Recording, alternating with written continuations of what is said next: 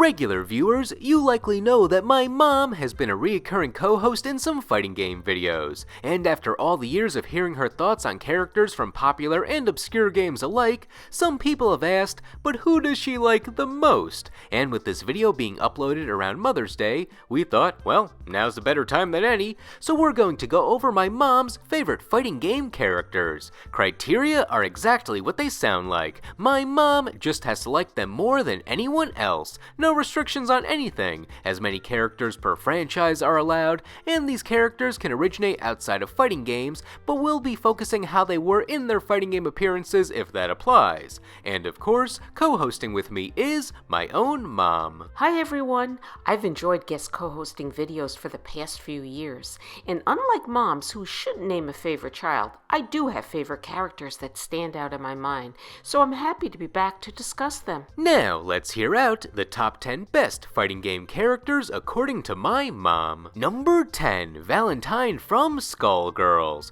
Valentine is the ninja nurse with morally gray motives. Her main goal is to eliminate the big lady of destruction in this universe, the Skullgirl, and she'll do it by any means necessary. If she could do it without hurting anyone else, sure, maybe.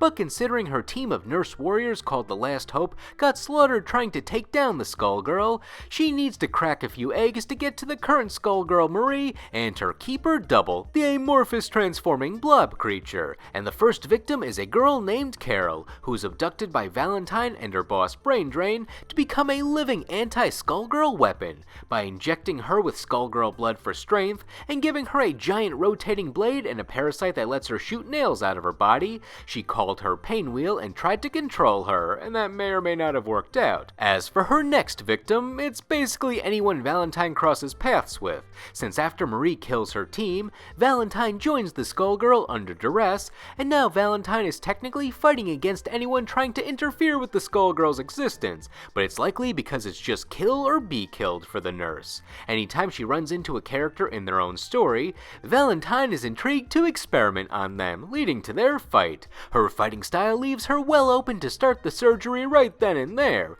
Every hospital tool is at her disposal: scalpels, stethoscopes, anesthesia, calipers, knee-jerk hammers, syringes filled with various poisons, IV, a body bag that can come with or without the body, and most importantly, her trusty bone saw, and she sure saws that bone. She uses it so much in her moveset: standing punches, air attacks, anti-airs. It's an underrated tool for her. She seems like a sinister character that you would see in any slice and dice movie with a protagonist being chased in a hospital setting. That brings me to why she's on my list. Every time I watch a movie with a suspenseful hospital scene, I always think of Valentine. Most recently, it was based on a true story Lifetime movie. Those are the worst because you know they could really happen. I know I'd be a goner if I ever encountered her, but I intend to channel her energy if I'm ever in that type of situation, even if it's only in my nightmare. As mentioned in the stories, she's excited to experiment on the characters, and while she has to play the villain to stay close to the Skullgirl, I do think she still wants to dissect all the parasites and immortal cat girls that she comes across because she loves science. Considering she turned Painwheel into a living weapon to fight against the Skullgirl, it could be for more of that, but if the Skullgirl wasn't around, she seems like she would still want to do these experiments even if it was for the greater good, putting her in the anti-hero range. While she could still have a nefarious motive to get rid of the Skullgirl and harness its power in a different way, her story ending has her wish on the Skull Heart, which grants any wish in exchange for turning you into the next Skullgirl, and she just asks it to turn her into the Skullgirl up front, with the motive that Painwheel, her own weapon, will kill her, thus killing the Skullgirl. With that ending, I like to think she's doing all this as a means for something good.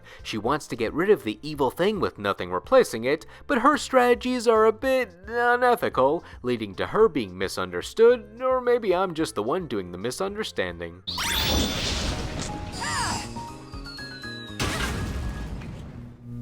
Tell me where it hurts. I'd get a second opinion. Number 9. Aki from Street Fighter. Aki was a new addition in Street Fighter 6, and she's all about the poison. To understand her poison, you have to know Fong from Street Fighter 5. He would keep poison on his hands and release it for sneak attacks on the opponent, and he was super eccentric because he's just built that way. Aki was a homeless orphan that he took in, and he taught her the ways of the poison. Instead of keeping it on her hands though, she wears fake claws that store the poison, allowing her to release them in dosages. Don't worry though, she uses enough just to stun you for a select period of time since she's nice like that, and it's a fighting game and a move that would kill on contact is kind of unfair. While basic hits don't release the poison, she has some target combos and of course special moves that dig that poison in to do damage over time. The big move is her Serpent Lash, where the spikes on her gauntlets extend and poison on contact, and there is some good range on these. And if your opponent is already poisoned, it does something called Toxic Blossom, where the opponent just explodes with poison, opening them for combos. For a more movement-heavy attack, she has her Cruel Fate attack where she leaps at an arc and does funny hand motions at you. But if you don't want to get close to your opponent, the poison can also be released in bubble form. And if you don't like the bubble, she can just release it as liquid on the floor, which, you guessed it, poisons on contact. And with all these various snake themings around her, she reaches peak role-playing when she does her various slither stances. You can use it for a sneak attack, but the most interesting aspect about it is it can just slide under projectiles. Before she was released, everyone was even speculating if she would be able to slither under Honda's flying headbutt. However, that answer was a resounding no. I love watching her attack. She looks so stylish with that hair and sleek skin-tight costume as she slinks and slithers seamlessly from one attack move to the other. And those beautiful purple deadly claw-like nails she has to inject poison into her opponents with precision. She's her own complete set of Ginzu knives. She's got it all, from projectiles to poison strings, and those mesmerizing eyes, kinda like a mood ring on steroids. So, if you like to live on the brink of death, Aki can surely help you with that. Also, shoutouts to when she yells, "My magnum opus!" during her super. That's like one of my favorite lines yelled during a super move in any fighting game. My magnum opus!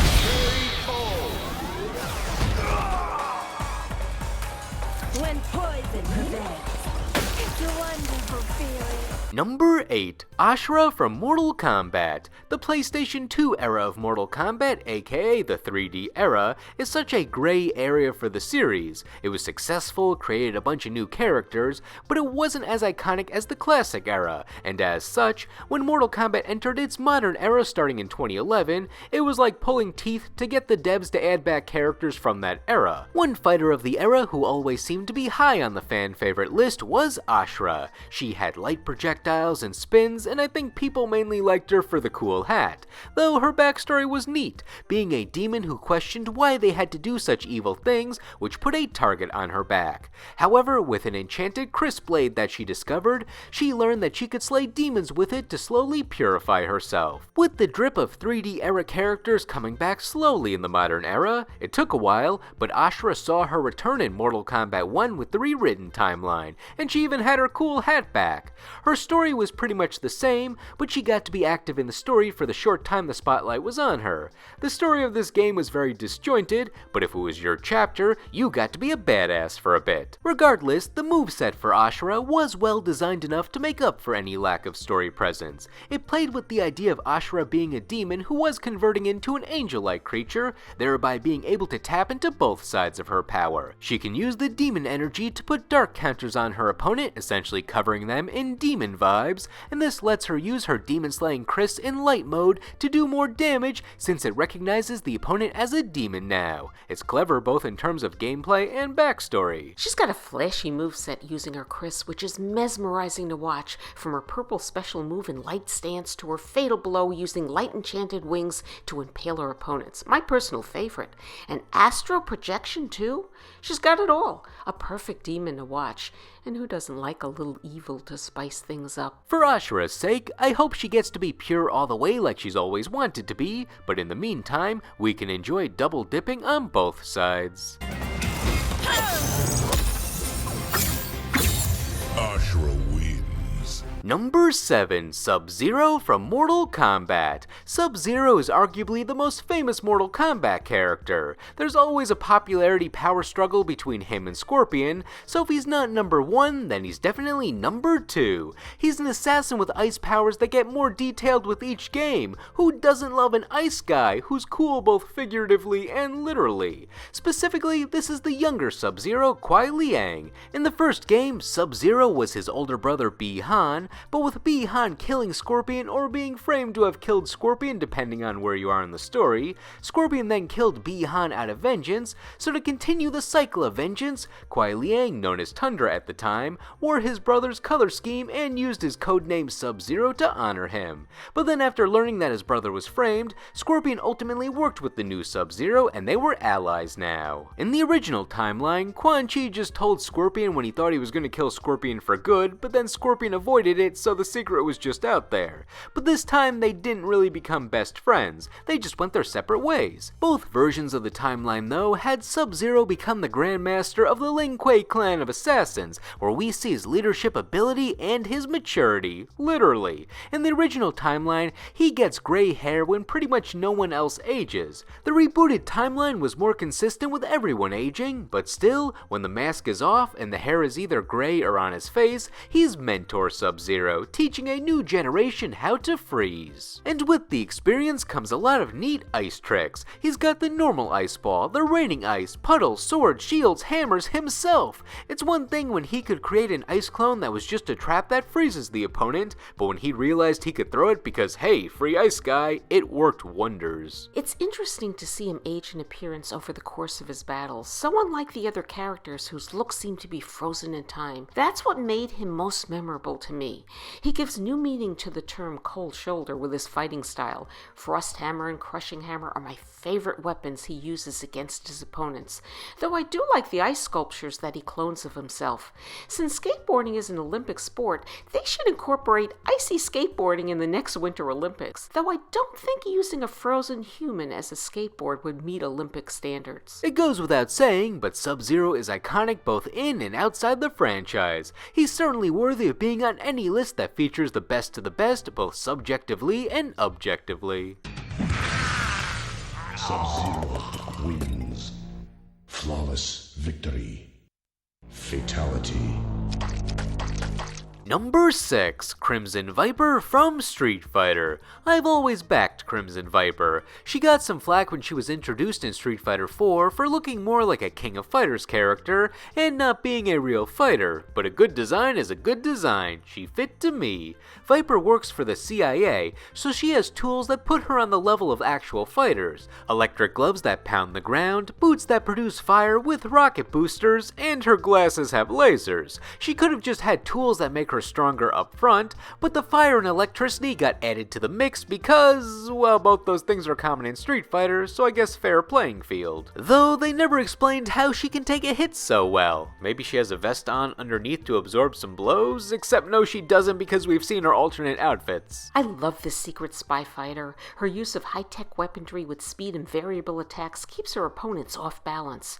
Her boots were made for more than walking with concealed jets that grant jumping ability. Her super jumps combined with flame kicks and burning kicks are fire. No need to call for backup with her emergency combination. As much as I gas her up, Viper is a very difficult character to play. She has a lot of quick motions where you can cancel out of special attacks, like Seismic Glove into Dash, into Thunder Knuckle, or whatever you'd like for complex combos, and just general trickery. So when I play her, I tend to just go smashy smashy with a special move one at a time. She's a character I love watching at a competitive level, but I'm guilty of not playing her when I want to be a sweaty winner. But if I do play her, I wear the red jacket color, so she's Crimson Viper. Viper was supposed to be a major new character for Street Fighter 4, and she was initially.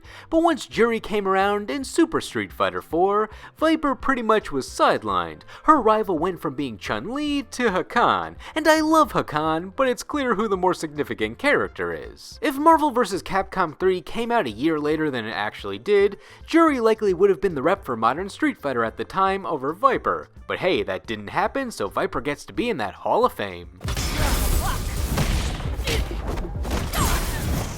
Decouple all limiters.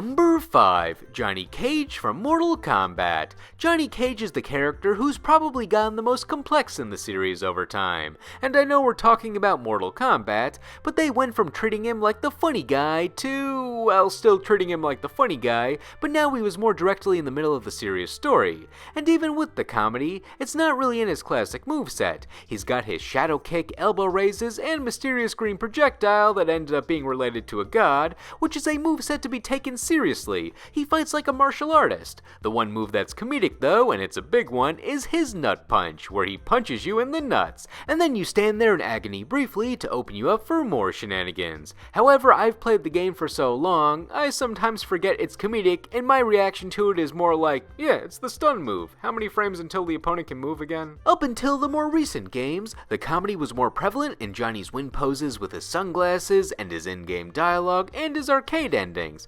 But I think his comedy reached peak in the old generation with the original live-action movie role, where Lyndon Ashby pretty much established the character's personality in the future with the whole $500 sunglasses and such. It was natural to Cage's lore of being the arrogant movie star that he's also the comic relief. He's the fighter with a much less serious backstory. By Mortal Kombat X though, they started giving Johnny more moves that went beyond the standard acrobatics. They were funny like the nut punch. The main ones that come to mind are his stunt double, where he has his double run in behind the opponent for various sucker punch actions, his counter, where he does a mime stuck in a glass box routine based on his hit movie Ninja Mime, and goofy projectiles. The green balls are still there, but now he can take out a camera to stun the opponent with its flash, and just throw the sunglasses, which seemed like an item that was well overdue to be in his moveset with how iconic they are to his appearance, and also thanks to these modern games having a story with Johnny getting a chapter every time, and the copious amounts of special dialogue in the intros,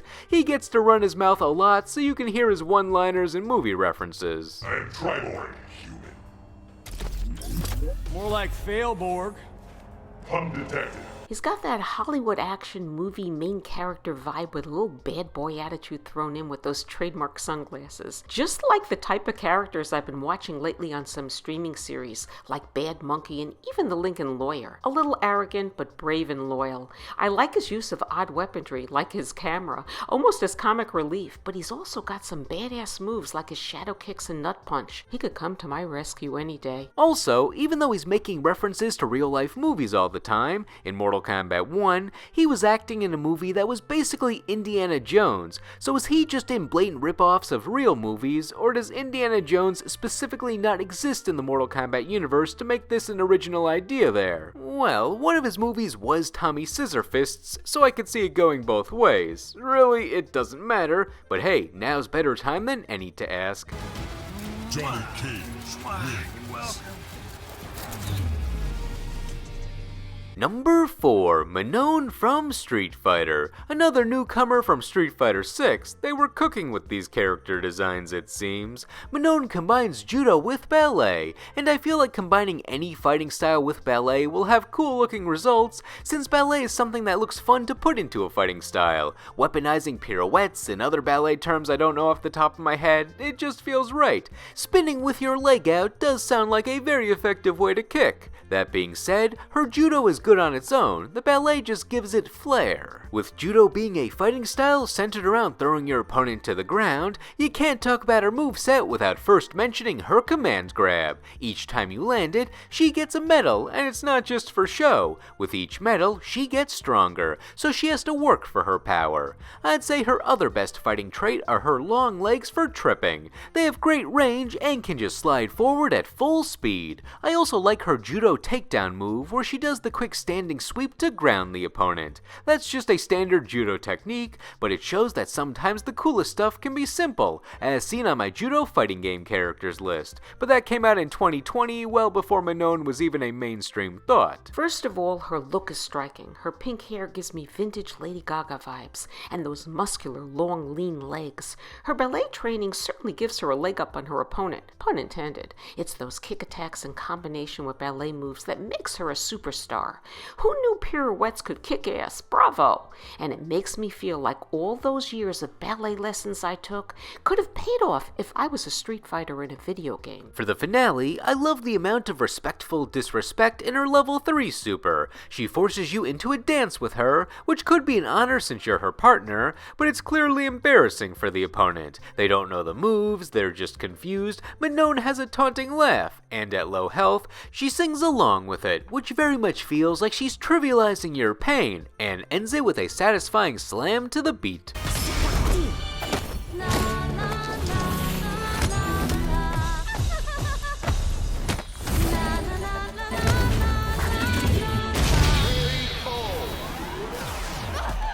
Number 3, Sophidia from Soul Calibur. The role of main character in Soul Calibur feels like it's up for debate. There's a few characters with balanced playstyles and a big role in the story.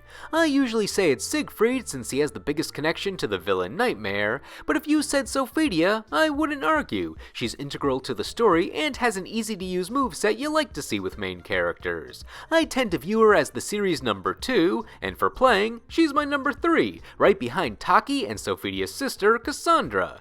Cassandra bases her fighting style off of Sophidia, but it's more aggressive and attack-oriented, while Sophidia has better range for poking in and has better movement for defending than reacting. I love her moves that feint into other moves, like when she jumps up to land her sword downwards, but instead she can go for your feet, or the slash into an overhead that can go low instead, or her angel step, a stance which moves her forward, and then she can do different moves out of it. Sophidia herself is not a trained fighter, she was just a lowly baker, but she was chosen by the Olympian god Hephaestus, who saw good spirit and great potential in her, and gave her a magic shield and sword to take out the wicked sword Soul Edge, and she eventually did, with the help of some allies. What I really like about Sophidia's story though, is it evolves. It starts off as the hero's journey, but when she can retire and raise a family, a new threat of Soul Edge comes out, and it's her sister Cassandra who haphazardly goes in instead, since she doesn't want her sister's quiet life to be interrupted. However, that just brings Sophidia out of retirement in Soul Calibur 2, which is actually why Sophidia is an unlockable character in that game and not on the default roster. And then by Soul Calibur 4, Sophidia instead had to protect Soul Edge because a villain put a shard of Soul Edge in her daughter Pyrrha, tying her life to the sword, so it was do or die for her family. Even when Sophidia is working with the villains, she definitively looks not evil. This woman can't be sinister for her life. And with that, she got a nice arcade mode ending in Soul Calibur 4, so she was finally able to retire and she died off screen to protect her daughter before Soul Calibur 5's story. Well, that sucks. However, it doesn't matter since Soul Calibur 6 rebooted the whole timeline and now Sophidia lives on forever, in part because Namco is very slow to update the franchise. I love her use of offensive and defensive quick attacks with her Greek sword and shield to pulverize her opponent. She's got good flexibility, allowing her to perform up close and mid-range during battles. She's skillful at counterattacks and stealing turns back, and who doesn't want an extra turn to annihilate their opponent? It's electric when she ignites her sword with lightning to strike her opponents and send them flying into the air with the upper shield cut. That's a strong-willed protective mother I admire. She may not always be my first pick to play in this series, but whenever I use her, it feels like all reliable. Keep on bashing with that shield, Sophidia.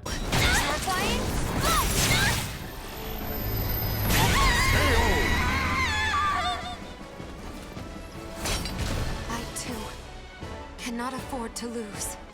I cannot allow myself to fall yet.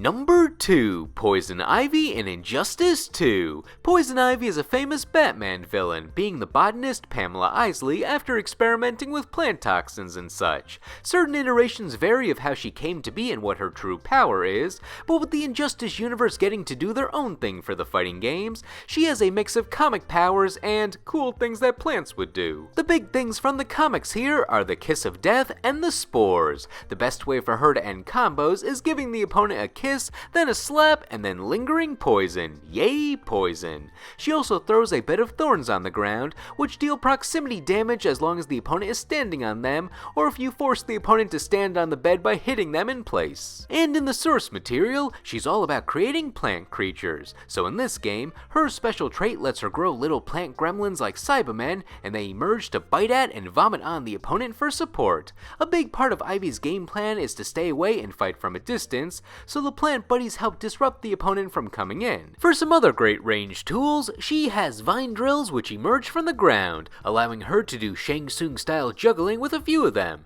And for my favorite plant weapon, Datura Hammer, where she releases one of the plants that she's wearing and uses it as a whip of sorts. It's so stylish. My favorite animation with it is the meter burn where she twirls it, and with that length, it's perfect for more keep away. And if you don't like keep away, then maybe you just might like Ivy for the aesthetic alone. That plant outfit is so creative, and she has a saunter where she feels like she's big business when she walks in. As a longtime Batman and Robin fan, I knew about the villainous Poison Ivy before I started co-hosting with you. Now watching her in video games, I love her agile fighting style and use of plant power. Her feed me super move blowing plant spores that summon a Venus flytrap to capture and chew her opponents is hands down my favorite move.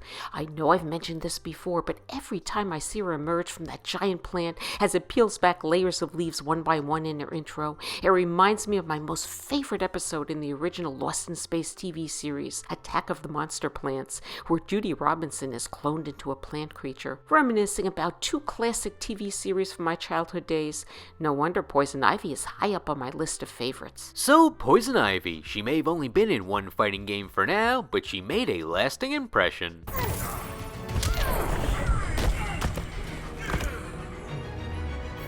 Poison Ivy wins.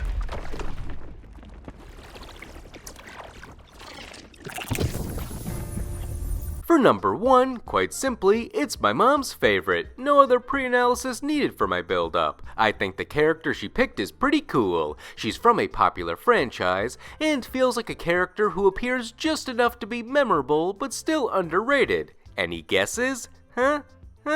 Time's up. Number 1, Jun Kazama from Tekken. It's sort of the tale of two Juns in Tekken, since she got a life of her own in the tag tournament spin-off games. In the main series, she only appeared in Tekken 2 in 1995, and then was absent from the storyline for nearly 20 years, next appearing in Tekken 8 in 2024. But for Tekken 2, it was a pretty fantastic appearance. She was the main good guy in the game. She wasn't the protagonist technically, that was now Heihachi in a role reversal from the first game, with Kazuya getting his devil powers and taking over Heihachi's business by force, becoming the final boss. So now Heihachi wanted it back, but he was still a lesser evil. Jun is clearly a good person who seeks to protect wildlife and has some purification powers that come out on occasion.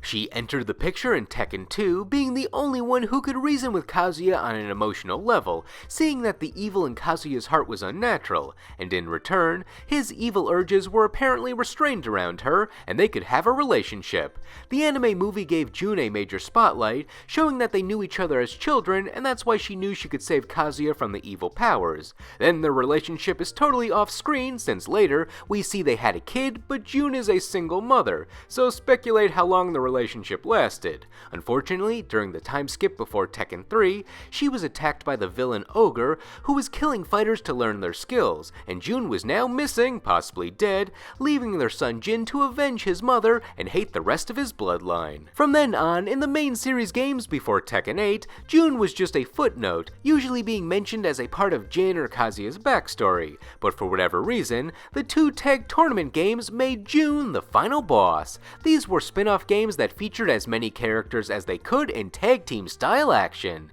Any cutscenes in these games were usually fluff storylines or what-ifs, and they were thoroughly non-canon, but since Jun was written out as a one-and-done character after Tekken 2 at this point, I think the devs wanted to still develop her without interrupting the story with Jin, so she gets to be the final boss possessed by either a wolf spirit or some purple goo, and she was named Unknown. I have always interpreted this energy as her being kept alive or revived from the dead after the ogre attack, making her kind of evil, kind of possessed, but she's not really doing anything for world domination or destruction. She's just vibing and looks kinda bad. The main things I like about these these appearances are how in Tekken Tag 2's Devil Jin ending, she removes the devil from her son to show that she can purify and loves her family still, and in the Kazuya ending, he steals the goo from her to power up his devil gene, and it feels like there's something there, but I don't know what. Either way, hey, it's the couple interacting for the first time in a while. And all these games pretty much keep Jun's moveset consistent, where she's a combo-heavy character who can do quick strike after quick strike going low into high,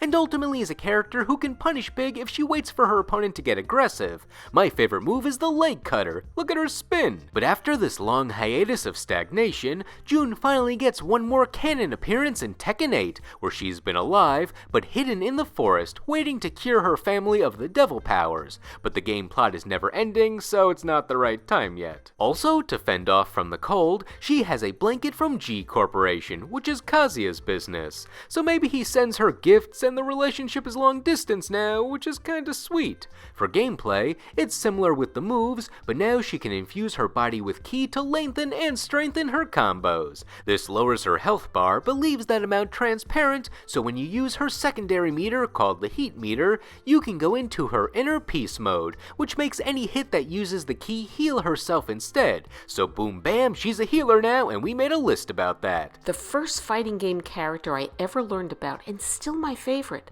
A spiritual, well-rounded jack-of-all-trade fighter, Jun uses martial arts with style as she moves from low attacks to high attacks and launches counter hits. I love her seamless transitions into stances, and her dragon wheel kick is spectacular to watch.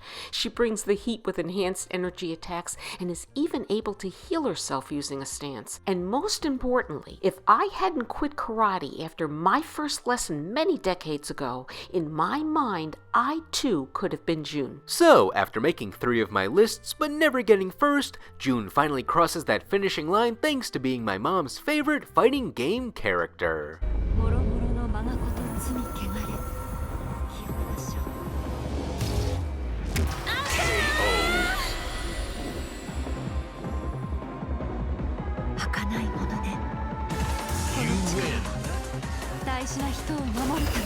Now, what did you think? Are you on board with my mom's favorites, or are there some other fighters that you think she might like more if she just saw them in action? Let us know in the comments. Anyway, thank you all for watching, and we will see you in the next video.